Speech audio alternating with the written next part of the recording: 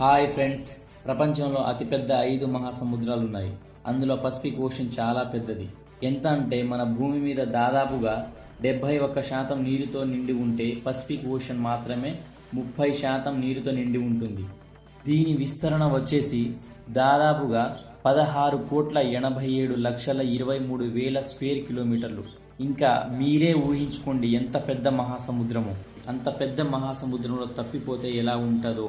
ఇలాంటి సంఘటన ఒక వ్యక్తి నిజ జీవితంలో జరిగింది. ఒకటి కాదు, రెండు కాదు, దాదాపుగా 438 రోజులు కేవలం సముద్రంలోనే జీవించాడు. అతనికి తెలియకుండానే ఈ సంఘటన ద్వారా అతను గిన్నిస్ బుక్ రికార్డుని కూడా సాధించాడు. అసలు ఆ వ్యక్తి ఎవరు?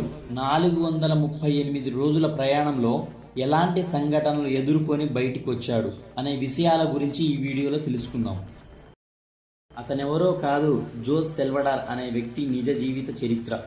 పసిఫిక్ మహాసముద్రంలో కేవలం 7 అడుగుల పడవ మీద 438 రోజులు ఎలా జీవించగలిగాడు?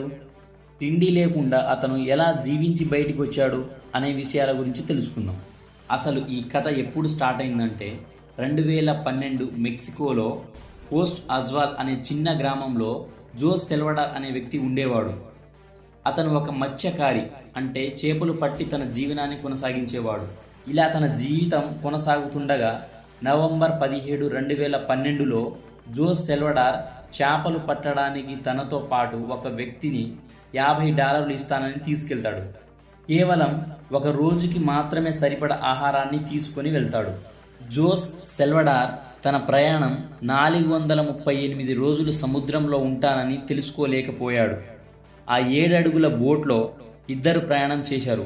మెక్సికో నుండి 100 కిలోమీటర్ల దూరం వెళ్ళిన తరువాత అక్కడ నుండి చేపలు పట్టడానికి వలేశారు. చేపలు పట్టుకున్న తర్వాత చీకటి అవుతుందని తిరుగు ప్రయాణానికి బయలుదేరారు. కొంత దూరం ముందుకొచ్చిన తరువాత అదే సమయంలో పెద్ద తుఫాన్ వచ్చింది. ప్రాణాలని అరచేతిలో పెట్టుకొని భయంతో మెక్సికో వైపు వచ్చారు. వాళ్ళు తీరానికి 20 కిలోమీటర్ల దూరంలో ఉండగా వాళ్ళ బోట్లో ఉన్న ఇంజన్ పాడైపోయింది. చూస్తూ ఉండగానే ఆ బోట్ని అలలు సముద్రంలోకి లాక్కొని వెళ్ళిపోతాయి. కనీసం వాళ్ళ దగ్గర థ్రెడ్ కూడా లేదు. దీని కారణంగా సముద్రం లోపలికి బోట్ వెళ్ళిపోతుంది.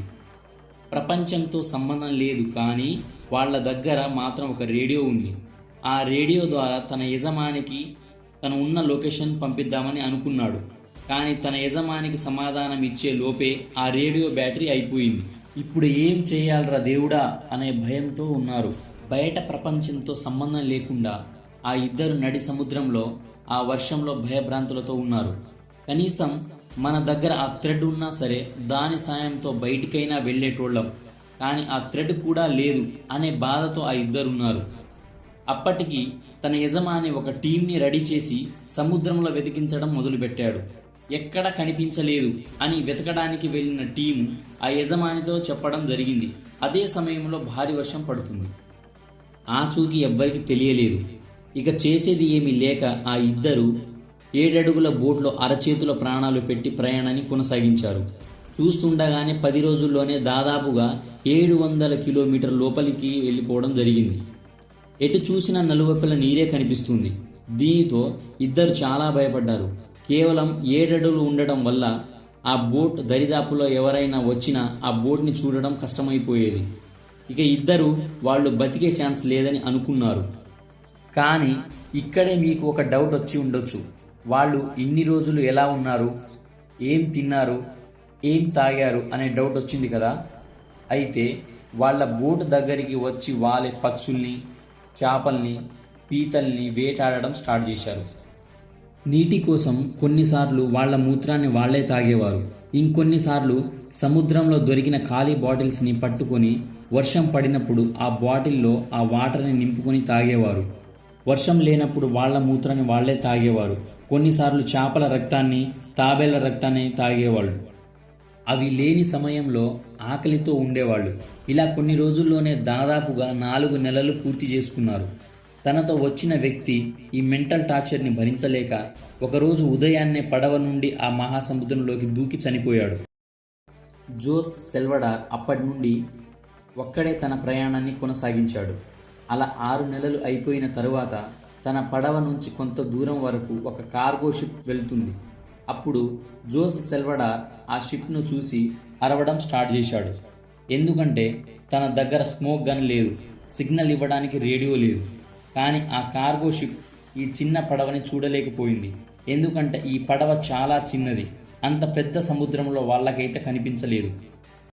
అప్పుడు జోస్ సెల్వడార్ తను బతుకుతా అనే ఆశ కూడా పోయింది. ఎందుకంటే తనతో వచ్చిన వ్యక్తి సూసైడ్ చేసుకుని చనిపోయాడు.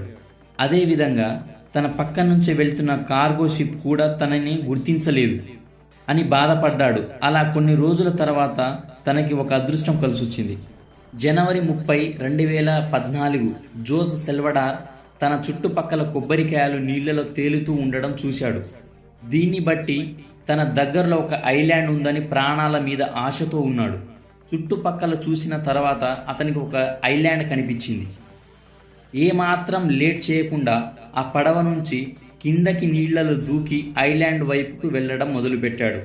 దాదాపుగా 14 నెలల తరువాత భూమి మీద అడుగు పెట్టడం చూశాడు. ఇలా తను ఐలాండ్కి వెళ్ళిన తరువాత ఒక బీచ్ హౌస్ కనిపించింది. 438 రోజుల తరువాత ఒక మనిషిని చూశాడు.